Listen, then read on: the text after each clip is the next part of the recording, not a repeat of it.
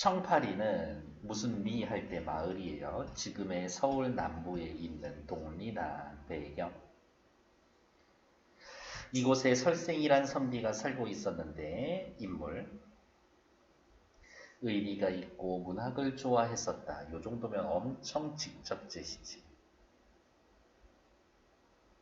설생은 기이한 재주를 가진 자로서 과거 공부에 힘썼지만 문수에 나빠서 번번이 시험에 떨어지고 말았었다. 이게 뭐가 문제일까? 광해군 말에 개추곡사가 일어나자 구체적인 시간적 배경, 세상사의 염증을 느끼고, 그러니까 광해군 별로 좋아하지 않았겠지. 속세를 떠나 은거하고자 했었습니다. 왜? 자신의 왕비를 폐위시켰다고 그래야 되나? 유폐시켰었지. 그것을 대해서 삼강오륜이 무너졌다고 생각했기 때문에, 무너짐이라 생각했었기 때문에. 마침 친구 하나가 설생의 집을 방문했었는데 이후에 이제 출세할 거예요. 장관까지 할 겁니다. 이 친구는 평생에 설생과 마음이 잘 통하던 이였었다. 앞에 나왔었던 문방사우처럼 막역지우. 두 사람은 마주 앉아 손바닥을 치며 강개한 마음으로 시사 세상 일에 논하다가 눈물을 뚝뚝 흘렸습니다. 개추곡사 요 이야기를 했겠지. 설생이 이렇게 말했습니다. 삼강오륜이 무너졌으니 선비가 이 세상에서 어떻게 처신해야 하겠는가? 나는 이제 은거하려고 하네. 자네 생각은 어떤가? 더러운 세상이라서 난 나가서 벼슬하지 않겠다. 그게 바로 내 생각이네. 지금 자네 말도 있고 하니 함께 은거하고 싶지만 안타깝다. 부모님이 계셔서 쉽게 허락할 수가 없네 라면서 얘는 현실적인 이유를 들어서 나는 은거까지는 못할 것 같아. 부모님도 모시고 그래야 되겠거든. 친구는 곧 작별 인사를 하고 돌아갔다. 한 달 뒤 친구가 찾아보니 설생은 훌쩍 사라진 뒤였었다. 보통 사람은 아니네. 그런 걸 뭐라 그래요? 이인이라고 하죠. 다른 사람. 새 임금이 즉위하자 누구예요? 인조지. 싫어했던 광해군이 사라지고 인조가 오고 나니까 이제 누구? 좋은 세상이다 라고 생각하겠죠. 새 임금이 즉위하자 등용되어 승진을 거듭한 친구는 갑술년 어느 날 강원도 관찰사가 되어서 도지사죠. 영랑호에서 아름다운 풍경을 지키며 배를 타고 있었습니다. 이때 멀리서 배를 저어오는 사람이 있었는데 그간 알 길이 없었던 설생이었습니다. 관찰사는 설생을 자기 배에 오르게 하고 몹시 기뻐하며 근황을 물어봤습니다. 나는 지금 양양부 관하에서 동남쪽으로 60리 떨어진 회룡굴이라는 데서 산다네. 뒤에 보시면 알겠지만 이게 일반적인 사람 사는 동네가 아니에요. 그래서 굉장히 환상적이고 세상을 떠나겠다라고 했었던 저기 설생이라는 사람이 선택한 공간이니까 이상향이야. 몹시 외진 곳이라 속이는 오는 이가 드물어 세상에 잘 알려지지 않았지. 오늘 마침 길이고 시절도 좋아 흥이 나서 문득 여기까지 오게 되었다네. 두 사람은 마주보고 옛날 친하게 지내던 때의 일이며 헤어진 뒤의 일로 이야기꽃을 피웠는데 흥미진진해서 이야기가 그칠 줄을 몰랐다. 수다 떠는 거 엄청 좋아하지. 요즘 우리 딸내미 보니까 무슨 게임 같은 거를 하는데 전화기로 게임하면서 전화하면서 하더라고. 이렇게 지가 막 친구한테 전화했는데 통화 중이야. 얘 게임하고 있나 보다 그러더라고. 잠시 후 비가 그치면서 바람이 일어 배가 쏜살같이 움직이는데 눈 깜짝할 사이에 앞산을 몇 개 지났는지 알 수가 없었다 라면서 요 정도면 비현실적이지. 내가 사는 곳이 여기에서 그리 멀지 않네. 땅으로 걸어가면 수십 리, 순풍이 불면 배 타고 반나절이면 갈 수는 있어. 예전에 나에게 평생 좋은 것으로 지내며 서로 잊지 말자라고 이야기를 했었으니 과거에 과거에 했었던 자신들의 약속을 환기하면서 너 놀러가자. 한번 들러주었으면 하네. 야 우리 집에 놀러갈래? 오케이. 배를 재촉해서 설생과 같이 떠났다. 해가 미엿미엿 저물어갈 즈음 육지에 이르렀다. 관찰사는 말과 따르는 사람들을 물리치고 종들로 하여금 가마를 매게 하여서 숲이 우거진 골짜기로 들어갔다. 하여튼 양반놈들 지들 발로는 못 걸어다니나 씨. 험한 길을 힘들게 몇 리나 걸어가니 지가 걷지도 않았으면서 푸른 벼랑이 우뚝 서 있었다. 나 지금 너무 폭력적이니? 그렇게 깎여 있는 모양이 기기묘묘했는데 높이가 수십 길이나 되어 보였고 가운데가 벌어져 있었다. 보통 길이 아니었어요. 벼랑을 둘러싸고 좌우로 콸콸 물이 쏟아지며 물과 바위가 쏟아지는 소리가 메아리를 쳤고 벼랑 앞에 문이 있는데 오케이 도착했네. 회룡굴. 문 앞에 돌길이 구불구불 오른쪽으로 가파게 나 있었는데 좁고 험해서 새들이나 다닐 수 있었던 것 같습니다. 여기까지는 어때요? 아주 속세와 떨어져 있죠. 속세와 떨어져 있어. 신비로운 공간이죠. 실제 없을 것 같아요. 이런 곳은. 신비로운 공간. 배경 전체에 대해서 묘사해주고 있는 거예요. 그리고 가만히 살펴보면 험한 길 여기에서부터 뭐 어디 가고 또 뭐 보고 뭐 보고 뭐 보고 하니까 이 정도면은 여정이 드러나 있음이라고 해도 나쁘지 않을 것 같아요. 두 사람은 벼랑이 벌어진 곳을 지나 측덩굴을 붙잡거나 등나무에 매달려 앞으로 나아갔고 목숨 걸고 가는데 어깨를 구부려서 회룡굴 안으로 들어갔다. 입구는 좁은가 봐요. 여기가 바로 설생의 집이었다. 근데 이런 느낌이지. 입구는 좁은데 조금 통과해서 가니까 안에 엄청 넓은 공간이 있어. 굴 안의 땅은 터가 넓어 집 100여 채가 들어설 만한데 넓단 얘기죠. 집들이 질비하게 늘어서 있고 토지가 비옥했다. 물에는 물고기를 잡고 산에선 산나무를 채취하고 봉배, 밤나무, 나무도 많다. 오, 엄청 풍요로운데? 아마도 옛사람이 일컫던 도원이나 귤주, 귤 자라는 곳이 여기가 아닌가? 라는 생각이 들었다. 풍요롭고요. 이상향으로서의 모습을 잘 드러내고 있고 옛사람이 일컫던 도원이나 귤주가 바로 이런 곳인가라는 생각이 들었었다. 요거는 누구 생각이에요? 관찰사의 생각인 거죠. 요렇게 체크해 놓을까요? 서술자가 관찰사의 생각을 서술해 줍니다. 오해하시면 안 되는 게 요거를 서술자의 개입이라고 보면 조금 무리가 있죠? 선생은 관찰사를 인도해, 설생은 관찰사를 인도해 마루 위에 올라오게 하고 아이를 불러 이렇게 말했다. 뭐야, 혼자 사는 거 아니네? 그러니까 집이 100여 채나 있었겠지. 채소를 담아내라. 먹어보니 맛이 담박하면서도 달아서 속세의 음식과는 전혀 딴판이었었다. 어디가 있냐? 요 음식을 통해서 이곳은 인간 세계가 아닌 것 같아요. 환상적인 성격을 보여줍니다. 인간 세상이 맞기는 맞아. 그리고 두 사람은 아름다운 나무 그늘 아래 앉아있기도 하고 물고기 잡고 숲속을 거닐고 연못가 산책하고 물고기와 새들은 사람을 두려워하지 않고 어때요? 인간과 자연이 조화를 이루고 있구나.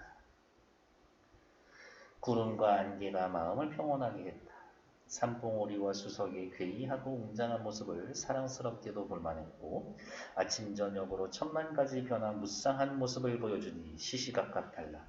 셈을 잘하는 사람이라도 그 모습이 몇 가지로 변하는지 헤아릴 수가 없는 지경이었다. 눈만 돌리면 새로운 풍경, 새로운 풍경, 새로운 풍경. 관찰사는 깊은 마음으로 돌아갈 것을 잊고 며칠을 그곳에 머물렀었다. 관찰사가 나 이제 일하러 가야지. 연차는 쓰고 온 거야? 작별 인사를 하면서 설생에게 농담을 했다. 야, 속세를 떠나서 혼자서 자연에 은거하는 사람들은 되게 가난하고 소박하게 살던데, 야, 너 너무 잘 먹고 잘 사는 거 아니냐? 이렇게 농담하는 거지. 산수가 맑고 기이한 곳에 사는 것이야말로 은자들이 본래 그렇다지만, 야, 너네 집 이렇게 부유하네? 산속에 살면서 너 이렇게 어쩜 이렇게 부자야? 라면서 농담하는 거죠. 설생이 웃으면서 말을 했다. 내가 논일며 오가는 곳은 여기뿐이 아니네. 오씨, 뭐 이런 별장이 또 있어? 세상에서 벗어나 살게 된 뒤로 내키는 대로 산수를 유람하며 다니는 것을 몹시 좋아해서 하루도 안 돌아다닌 적이 없지. 서쪽에 속리산에 이런 데 있어. 북쪽에 묘양산에도 있고 가야산, 지리산도 있지. 우리나라 산천 중 기이하고 빼어나다고 소문이 난 곳이라면 절반은 거기 가봤지. 그러다 마음 곳을 만나면 풀 베고 집을 짓고 산비탈 깎아서 밭을 만들어 2년 3년 살다 실증나면 다른 데 옮겨와서 살지. 이런 까닭에 내가 있었던 곳에 산이 기이하고 물이 맑으며 밭이 넓고 특히 집이 좋기가 여기보다 10배가 더한 곳도 여러 곳 있다. 야, 여긴 제일 좋은 데 아니야. 더 좋은 데 있어. 다만 세상 사람이 모를 뿐이지 라면서 어떻게 해요? 특정 장소에 말이 좀 길지만 한번 써볼까요? 특정 장소에 얽매이지 않고 자유롭게 유랑하면서 삽니다. 부럽다 진짜. 이렇게. 거기 막 이런 데 경치 좋은 데 있어가지고 거기 여기서 살까 하고 집 짓고 있으면 바로 땅 주인 나타나가지고 도대체 뭐 하는 거예요? 라면서 잡혀가겠지. 관찰사가 그 말을 듣고 기이하게 여기며 오랫동안 탄식했다. 부럽다. 이별을 기념하며 시 한 편을 지어서 설생에게 주었다. 서울로 나를 찾으러 오기. 3년 뒤 설생이 서울에 가서 관찰사를 찾았다. 우와, 뭐야, 장관 됐네. 설생에게 너 친구니까 벼슬 줄게 라고 해놨는데 어머 수치스럽게 여겼어. 나한테 이런 더러운 벼슬 같은 거 하라는 거야? 달아나 다시는 나타나지 않았다. 예전에 갔던 회룡굴이라는 곳을 다시 가봤지만 폐허가 되어 있었고 설생은 어디에 갔는지도 몰라놨습니다. 라면서 굉장히 설화적 결말입니다. 주인공이 어디로 갔는지 몰라요 라면서 끝나는 소설 혹시 기억나는 것들 있어요? 저는 헌뜻 허생전 걔도 다음날 저기 이완대장이 찾아가 봤더니 없어졌더라 라면서 거기에서도 역시 설화적 결말, 열린 결말 이렇게 써놔 있었을 거예요. 뒤에 나와 있는 세 문제 3분 드려볼게요. 시작.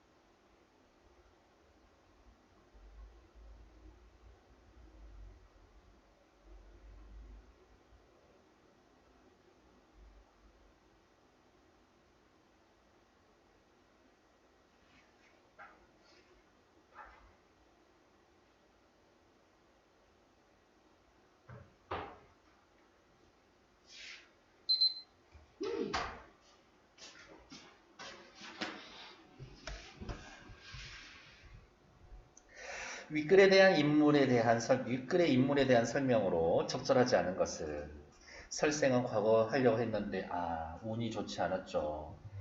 설생은 길 이래 외진 곳으로 거처를 옮기려고 배를 몰고 나타난 게 아니라 오늘 날씨가 너무 좋아서 놀러 나왔지.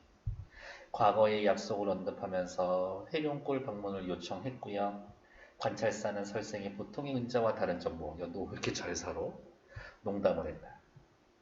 설생과 다시 이별한 것이 안타까워서 후일의 만남을 기약했습니다. 그렇지. 서울에 갈 테니 서울에 오면 나 찾아와. 얘기했었죠. 보기를 볼 때 기역, 미음, 추론한 내용으로 적절하지 않은 것은 신돈목의 야담짐, 학산학원과 이규경의 백과사전, 오주연 문장 전산고에도 설생전과 거의 똑같은 얘기. 엄청 이런 스타일 유행했구만. 거기에서의 설생의 친구인 관찰사가 오도일의 조부인 오윤겸이라고 명시되어 있는데 실존인물. 어머. 뭐예요? 잘 살았네. 정기에 있던 개추곡사가 일어나자 광해군에 반대하는 뜻을 품고 광주 목사로 물러앉기를 자원하기도 했지만 벼슬 완전히 버리지 않았어. 그래. 결국 관직을 그만두지 않았고 인조가 반정으로 권자에 오른 후에도 그 밑에서 고위직을 역임했다. 손자인 오도일 역시 인조의 계보를 잇는 임금 밑에서 부제야 이조 참판 병조판서 요직을 겨쳐서 그러네 광해군에 대해서 좋은 얘기 할 수가 없었겠지. 설생전을 쓴 데에 대한 자기 가문에 대한 옹호도 창작 동기로 작용했다는 분석이 있습니다. 설생전에는 나아감과 물러남에 대한 오도일의 관점이 있습니다. 언제 나아갈 거냐? 태평스러울 때에는 세상에 나가고 세상이 어려우면 물러나고 나아가기도 하고 물러나기다. 설생은 혼란한 시절에 정치가 어려워져서 운둔했지만 새로운 임금 인조가 다시 나라를 일으키고 어진 선비들이 함께 일어섰을 때 모자를 털어내고 기운을 내어 조정에서 벼슬했어도 괜찮을 것이다. 가를 고려할 때 기역을 통해서 기역 뭐예요? 기역.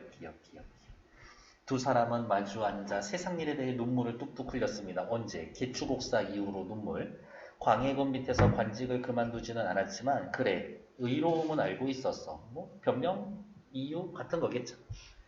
둘 다 고려했을 때 자신이 요직에 앉은 시기가 니은 어딨어? 니은 삼강오륜이 무너졌다와 같은 일이 벌어져 광해군 때와는 달리 나 벼슬 했지? 왜? 더러운 세상이 아니었거든. 나아갈 때라고 나는 판단했어. 괜찮아.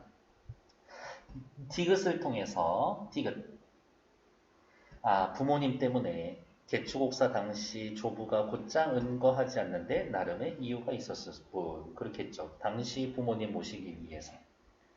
나를 고려할 때 리을로 보아서 리을 3년 뒤에 설생이 서울에 가서 관찰사를 찾아갔습니다.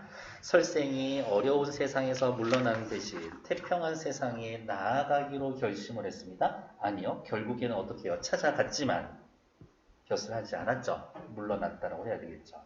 나아감을 선택했다. 라기보다 마지막에 결국 물러나. 이렇게 써놓으면 되죠. 나를 고려했을 때 오도화가 생각하기에 리음 설생에게 벼슬을 주고자 했다. 왜? 좋은 세상이니까 너 나가도 괜찮지 않겠어? 설생이 받아들였어도 좋을 법한 제한. 왜? 어진 임금. 좋은 세상이니까. 혼란한 세상이 아니니까. 다음. 조선시대 문인들은 직접 산수를 유람한 뒤 유람의 경험과 자취를 기록한 산수유기, 산과 모래 유, 놀러다닌 기록을 남겼습니다. 여러가지 여건 때문에 솔직히 놀러 다니는 사람은 극히 적었겠지. 당시에 많은 사람들은 사랑채에 누워 타인의 산수유기를 읽으며 산수를 간접 체험하는 누워서 즐긴다. 대체로 산수유기는 목적지로 향하는 여정을 유람 주체의 관점에서 주체적으로 서술하고 시시각각 변화하는 풍경의 아름다움을 묘사해서 의미한다. 어머, 요거 거기 회룡골 찾아가는 그 과정. 시시각각 변화하는 풍경. 와, 아무리 술을 잘 세는 사람이라도 셀 수 없었을 겁니다. 설생전의 회룡골에 대한 서술에는 이러한 산수유기의 성격이 반영되어 있다. 이 작품이 창작된 17세기 당시 문인들에게 산수는 유교적 차원에서 도덕적 의미를 탐색하는 공간이기보다는 도피처로 여겨졌고, 도피처. 이에 따라 산수유기 속의 산수도 정신적 휴식을 보장하는 환상적인 공간이었습니다. 환상적이야. 1번 험한 길을 몇 리나 들어갔더니 푸른 벼랑이 우뚝 서 있었습니다. 여정 가는 길 괜찮아? 옛사람이 병 걸린 거 아니에요? 도원이나 귤주가 이런 곳이다. 멋있다. 도원이나 귤주 직접 가보진 않았을 거예요. 하지만 아름답다라는 거는 알지. 간접 체험하면서 와유를 즐긴다. 좋았어. 3번 맛이 단박하면서도 달아서 속세의 음식과는 전혀 딴판이다. 채소에 대한 것, 이 공간 환상적입니다. 괜찮아. 구름과 안개가 마음을 즐겁게 했다라는 것은 유람 주체의 관찰사의 관점에서 그렇지. 산봉오리와 수석이 괴이하고 웅장한 모습 찬탄해서 시시각각 변합니다. 유람 주체의 음미 괜찮아. 답이 없나요? 네. 슬쩍 지나갔지만 정답은 2번. 옛사람이 일컫는 도원이나 귤주가 이런 곳이라고 생각했다. 생각하면서 어떻게 해요? 관찰사는 눈앞의 풍경을 직접 즐기고 있지. 그러니까 애매하게 틀려먹은 간접 체험이 아닙니다.